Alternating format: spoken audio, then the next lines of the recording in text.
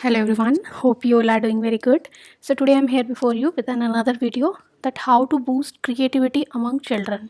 बच्चों में creativity को किस तरह से nurture कर सकते हैं, आज हम कुछ ऐसी रेमेडीज़ शेयर करेंगे। एंड वीडियो स्टार्ट करने से पहले अगर आपने चैनल को सब्सक्राइब नहीं किया है तो please do subscribe the channel. Thank you so much.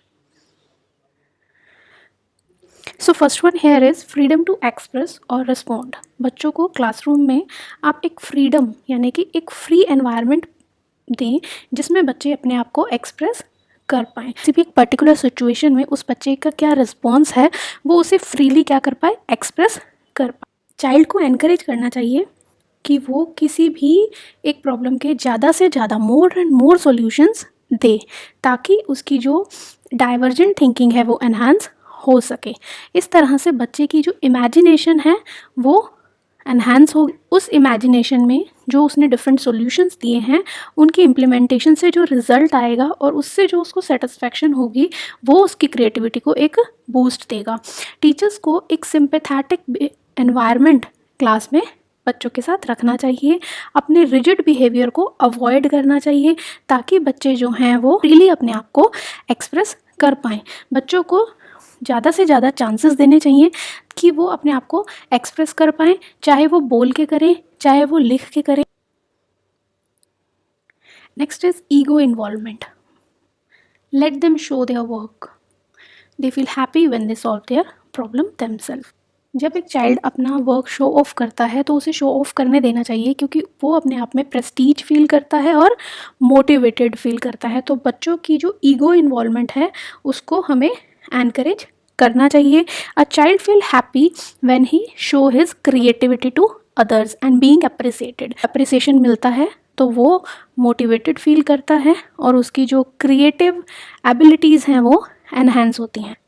So as a parent or as a teacher, we should give them enough appraisal so that they can derive satisfaction from their work. And now for teachers, encourage originality among students. इसका मतलब है कि teacher को more and more opportunities create करनी चाहिए ताकि वो बच्चे के अंदर ओरिजिनलिटी को डेवलप कर सकें।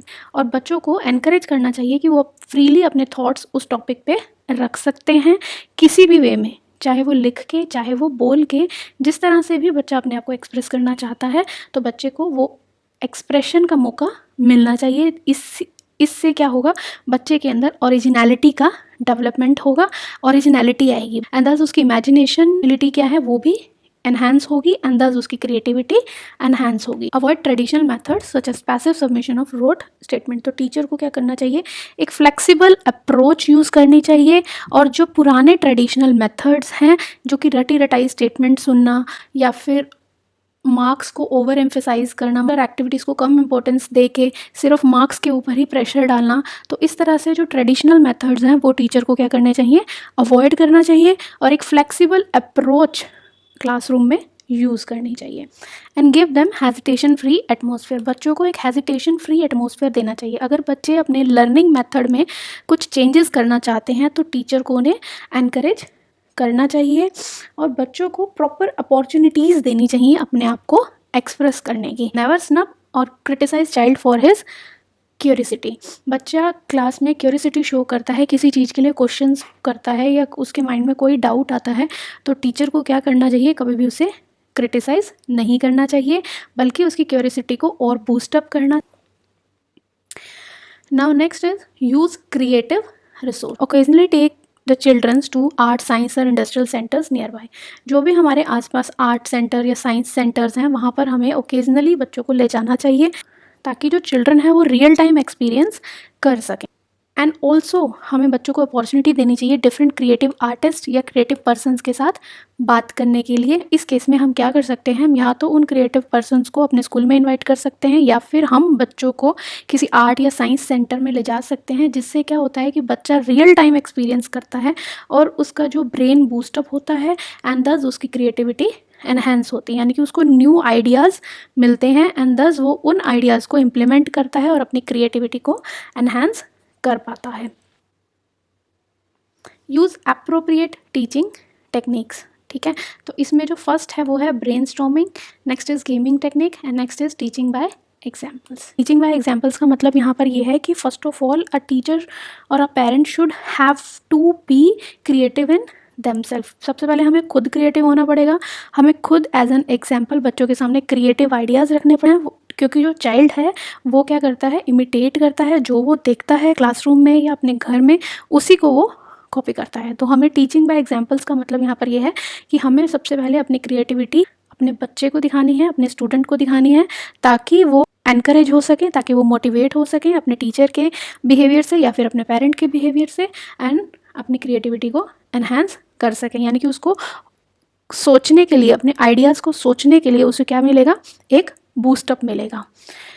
Now next is brain storming. Brain storming जो है एक ऐसी टेक्निक है प्रॉब्लम सॉल्विंग जिसमें एक प्रॉब्लम रखी जाती है और जो ग्रुप ऑफ चिल्ड्रन होते हैं उनको अपॉर्चुनिटी दी जाती है कि वो उस प्रॉब्लम सॉल्विंग के लिए डिफरेंट आइडियाज़ थ्रो करें, फिर एक स्पेसिफिक प्रॉब्लम के लिए वो डिफरेंट तरीके से सोचें। तो इससे क्या होता है, डाइवर्जेंट थिंकिंग डेवलप होती है, थस उनकी जो इमेजिनेशन है वो भी एनहांस होती है।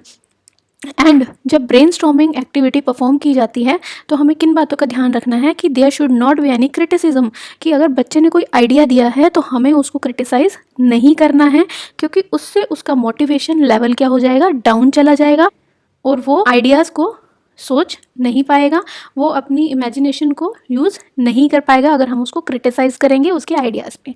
और बच्चों को एनकरेज करना चाहिए ताकि वो ज़्यादा से ज़्यादा आइडियाज़ दे सकें और अनबायस्ड डिसीजन लेना चाहिए। अगर हम क्लास में ब्रेनस्टॉर्मिंग एक्टिविटी परफॉर्म कर रहे हैं तो हमें उस केस में क्या करना है कि सारे आइडियाज़ को हम बोर्ड पे लिख सकते हैं एंड अनबायस्ड होके हाँ अच्छे आइडियाज़ हैं उनको लास्ट में फ्री और ओपन एनवायरनमेंट में ले सकते हैं। इस तरह से हर बच्चे को एनकरेजमेंट मिलेगी कि मेरे आइडियाज़ को बोर्ड पे लिखा गया एंड दस वो और आइडियाज़ को थ्रो आउट करेगा एंड दस मैं अपनी इमेजिनेशन को यूज़ करके मोर एंड मोर आइडियाज़ को प्रोड्यूस करेगा। Next is gaming technique. So gaming technique में दो तरह की टेक्निक्स आप यूज़ कर सकते हो, verbal and non verbal. Verbal में आप क्वेश्चन पूछ सकते हो like name all the round things that you can think of in 1 minute. 1 minute में आप कितनी राउंड थिंग्स को सोच सकते हो उसका नेम बताना है।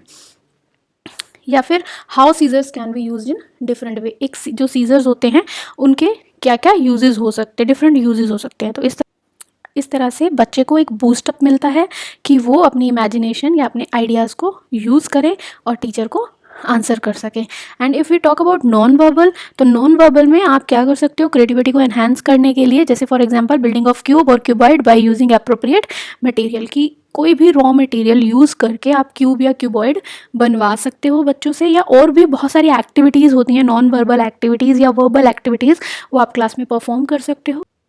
सो एज अ पेरेंट और अ टीचर हमें क्या करना चाहिए, बच्चों के अंदर हेल्दी हैबिट्स को डेवलप करना चाहिए such as hard work, self discipline, self confidence, ताकि उनके अंदर क्रिएटिविटी एनहांस हो सके। क्योंकि ये जो फैक्टर्स हैं उन्हीं की वजह से बच्चे के अंदर एक मोटिवेशन आता है, वो अपनी क्रिएटिव एबिलिटी को एनहांस कर पाता है। बच्चों को टाइमली हमें ये फील करवाना है कि उनका वर्क क्या है, यूनिक है, ताकि वो अपने वर्क को लेके मोटिवेटेड फील करें। और एज अ टीचर हमें क्या करना है, जो ट्रेडिशनल मेथड्स हैं उनको एलिमिनेट कर देना है, एक फ्लेक्सिबल एंड न्यू अप्रोच हमें यूज़ करनी है।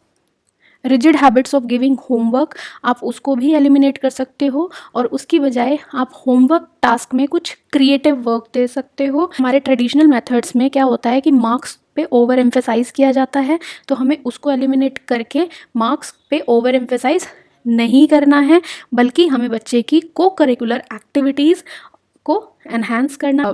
डिफरेंट सेलिब्रेशंस, जैसे कि जो रिलीजियस फेस्टिवल्स होते हैं या जो नेशनल फेस्टिवल्स होते हैं, उस तरह से वो सेलिब्रेशंस हमें स्कूल में रखने चाहिए ताकि बच्चों का जो माइंड है वो बूस्टअप हो सके।